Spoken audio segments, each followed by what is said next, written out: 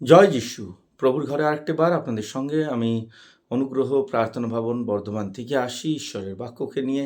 আপনারা যেমন জানেন যে প্রত্যেক দিন ঈশ্বরের বাক্য কেবলমাত্র জুলাই মাসের জন্য আমরা আর্থিক আশীর্বাদের বিষয় নিয়ে আপনাদের কাছে আসছি। আর্থিক আশীর্বাদ ঈশ্বরের দেওয়া একটি বিশেষ প্রবিধান আমাদের জন্য রয়েছে। আমরা যখন ঈশ্বরের বাক্যকে ভালো করে বুঝবো আর ঈশ্বরের সিদ্ধান্তে আমরা যখন চলবো, তখন এই বিষয়টা ঈশ্বরের কাছে অতি তুচ্ছ বিষয়, যেটা মানুষের কাছে সবথেকে বড় বিষয়। মানুষ অর্থবিহীন কোনো জিনিসকে ভাবতে পারে না, চলতে পারে না, করতে পারে না। মানুষ অর্থকে নিজের জীবনের ঈশ্বর বলে মনে করে। মানুষ অর্থকে মনে করে যে অর্থ হয়ে যাচ্ছে আমাদের জীবনের এই পৃথিবীতে বাঁচবার সবথেকে বড় উপায় এবং সবথেকে বড় খুঁটি, যাকে ছাড়া আমরা কোনোভাবে বেঁচে থাকতে পারবো না। গভীর সমুদ্রে যখন মানুষ কোনো একটি খুঁটিকে পায়, সেটাকে ধরে সে কিছুটা সময় বাঁচবার চেষ্টা করে, কিন্তু জেনে রাখবেন গভীর সমুদ্রতে সে খুঁটিতে বেশি দিন বেঁচে থাকতে পারবে না, বা বেশি দিন সে সেখানেতে ধরে রাখতে পারবে না।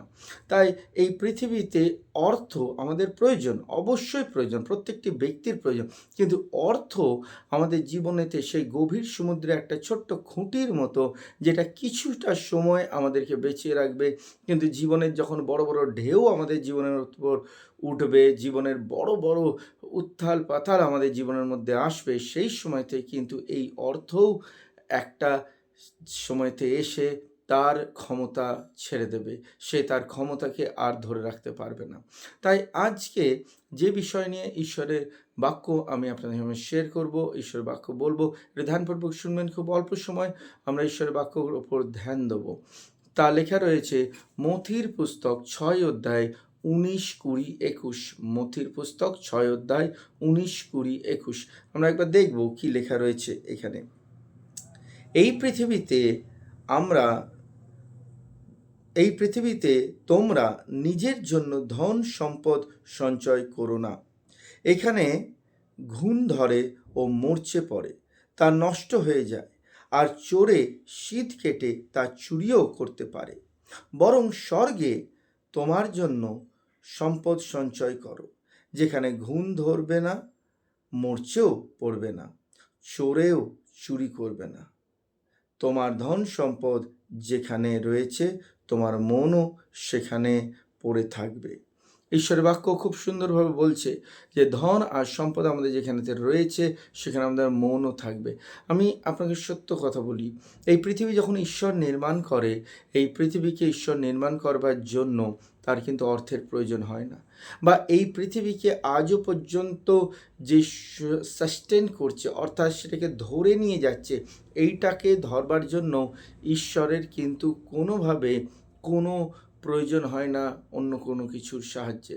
প্রকৃতি নিজেই নিজের দেখাশোনা করতে পারে। কিন্তু এই পৃথিবীতে একটি সিস্টেম রয়েছে, সেটা হয়ে যাচ্ছে যে ধন আর সম্পদ ছাড়া কিন্তু কেউ নিজের শরীরের, নিজের পরিবারের ধ্যান রাখতে পারবে না। অর্থই রয়েছে যা পরিবারের ধ্যানকে রাখবে। আমি মানছি এটা সত্য, কিন্তু একটা জিনিসকে জানতে হবে, এই পৃথিবীর জীবন কিন্তু সমাপ্ত হবে। এই পৃথিবীর সময়কাল কিন্তু সমাপ্ত হবে। একদিন আসবে পৃথিবীর সময় সমাপ্ত হবে। একদিনটা কখন? সেটা কি ৮০ বছর পর বা ৭০ বছর পর? না, এটা অতীব অনিশ্চিত একটি বিষয়, যেটা কেউ কখনো বলতে পারে না তার জীবনকাল কখন সমাপ্ত হবে। কারো জীবনকাল ১৫ বছরে সমাপ্ত হতে পারে, কারো জীবনকাল ২০ বছরে সমাপ্ত হতে পারে, কারো জীবনকাল সমাপ্ত হতে পারে ৫০ বছরে, কারো বা ৮০ বছরে।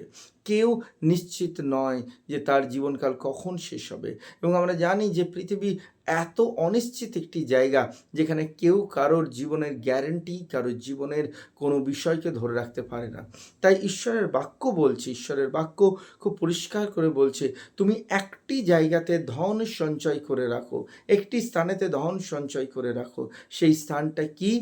যাতে সেই স্থানেতে তুমি প্রবেশ করতে পারো, সেটা স্বর্গ। সেটা স্বর্গ। পৃথিবীতে আমরা কিছু না কিছুভাবে উপার্জন করে আমাদের জীবন কাটিয়ে নেব, এটাতে নিশ্চিত। হয়তো কেউ অধিকে কাটাবে, কেউ স্বল্প হারে কাটাবে, কিন্তু তার প্রত্যেক দিনের আহার ঈশ্বর জোগাড় করবেই করবে। তার প্রত্যেক দিনের জিনিসের পত্রের প্রয়োজনীয়তা ঈশ্বর জোগাড় করবেই করবে। এমন নয় যে সে এমন অভাবে থাকবে যে তার কাছে কিছু নেই।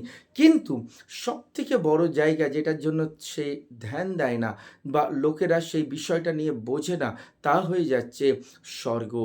যখন এই পৃথিবীর জীবন শেষ হবে তখন সে স্বর্গেতে গিয়ে চোখ খুলবে এবং সেখানেতে আর্থিক প্রাচুর্যতার পরিপ্রেক্ষিতে আপনাকে প্রবেশ করাবে না। অর্থাৎ যে যত বড় লোক তাকে সেখানে প্রবেশ করাবে, যে আর পয়সা নেই সে প্রবেশ করবে না, বা যে ব্যক্তি সেই ধনবান ব্যক্তি সেখানে প্রবেশ করবে, তা কিন্তু মোটেও নয়। তাই প্রভুর লোকরা শুনুন, স্বর্গে প্রবেশ করতে গেলে আপনার ধনের প্রয়োজন নেই, স্বর্গে প্রবেশ করতে গেলে আপনার আচরণের প্রয়োজন রয়েছে। ধন আর সম্পদ আপনার পিছা ধরবে যখন আপনি আপনার আচরণ খ্রিস্টের সঙ্গে সঠিক রাখবে, আপনি আপনার সিদ্ধান্ত প্রভুর সঙ্গে সঠিক রাখবে। বাইবেল বলছে প্রথমে তুমি ঈশ্বর এবং তার রাজত্বের খোঁজ করো। যখন আপনি ঈশ্বর এবং তার রাজত্বের খোঁজ করেন, তার উপরে আস্থা রাখেন, বিশ্বাস রাখেন, তখন আপনি দেখতে পাবেন আপনার পিছনে পিছনে সেই ধন আর সম্পদ আসছে। আপনার লাইফ ঈশ্বরের হাতেতে সমর্পণ করুন, যাতে ঈশ্বর সেই স্থানকে আপনার জীবনেতে নির্মাণ করতে পারে। যে আস্থা রাখে অর্থের ওপর, সে অর্থের দ্বারা নিরাশ হবে, কিন্তু যে আস্থা রাখে ঈশ্বরের ওপর, সে ঈশ্বর দ্বারা কোনোদিন নিরাশ হবে না। তাই প্রভুর লোকরা, যিশুর ওপর বিশ্বাসকারী লোকরা, মনে রাখুন, আপনার মন যেখানে আপনার ধন সেখানে, আপনার ধন যেখানে আপনার মন সেখানে।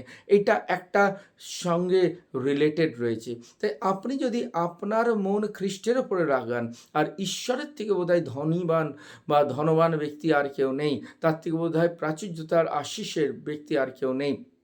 এই পৃথিবীতে রাজারা জন্মেছে, এই পৃথিবীতে প্রধান মন্ত্রীরা জন্মেছে, এই পৃথিবীতে বড় বড় বাদশারা জন্মেছে, কিন্তু তারা একটি স্থানের বাদশা, একটি রাজ্যের বাদশা, একটি দেশের রাজা, একটি স্থানের মন্ত্রী।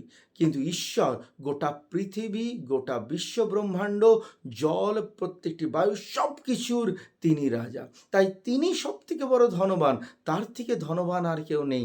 যদি আপনি তার উপরে আস্থা রাখেন, তিনি তার ধনের ভাণ্ডার আপনাকে খুলে দিতে পারে। তাই আসুন আজকে আমরা প্রার্থনা করব, আমাদের আস্থা অর্থের ওপর নয়, আমাদের আস্থা ঈশ্বরের ওপর। আসুন প্রার্থনা করি। সর্বশক্তিমান ঈশ্বর পিতা, আমি প্রার্থনা করছি যারা আমার সঙ্গে আজকে এই বাক্য শুনেছে, ভিডিওতে রয়েছে, আমি প্রার্থনা করছি তাদের ধনের ভাণ্ডার তুমি খুলে দেবে। তারা তাদের নিজের জীবনেতে যা কিছু করুক না কেন, তারা যেন লক্ষ্য রাখে যে তুমি যখন তাদের সাথে, আর তারা কোনো কিছুতে অভাব অনুভব করবে না। পিতা ঈশ্বর, এই পৃথিবীর ধন আর সঞ্চয় চোর কাটতে পারে, চুরি করতে পারে, লুটে যেতে পারে, স্ক্যাম হতে পারে, কেউ নিয়ে নিতে পারে, কিন্তু পিতা ঈশ্বর, যে ধন আর সম্পদ তুমি দাও প্রভু, সেটা কেউ চুরি করতে পারবে না। কোথাও থেকে চুরি করে শুধু আমরা পৃথিবীতেই সেই ধন সম্পদ সঞ্চয় করবো তা নয় প্রভু, তার সঙ্গে সঙ্গে প্রভু স্বর্গতে যাবার জন্য তুমি আমাদেরকে সেই স্থান দিয়ে নিয়ে যাবে প্রভু। ধন্যবাদ প্রভু। আমরা পৃথিবীতে একটি ঘর, একটি স্থানকে পেয়ে খুশি হই, জমি জায়গাকে পেয়ে খুশি হই, অর্থকে পেয়ে খুশি হই, কিন্তু আমাদের আচরণ পাল্টাও। আমরা যেন প্রভু স্বর্গেতে নিজের স্থান কেনবার প্রচেষ্টা করি, স্বর্গেতে নিজের জায়গা বানাবার চেষ্টা করি, আর কেবল সেটা পারবো তোমার উপর আস্থা রেখে আর বিশ্বাস করে। আমাদের আচরণকে পাল্টাও, স্বভাবকে পাল্টাও, বিশ্বাসকে পাল্টাও, আস্থাকে পাল্টাও, যেন তোমার উপর আমরা নির্ভর করতে পারি। সকলকে প্রভু তুমি আশীষ করো, আর যে প্রভু তোমার উপর নির্ভর করছে আজকের দিন থেকে, তার দায়িত্ব তুমি নাও। তাদের সকলের দায়িত্ব তোমার হাতেতে দিলাম, আর আশীর্বাদ আর অনুগ্রহতে ভরপুর করো। যিশুর নামেই প্রার্থনা চাই, আমেন।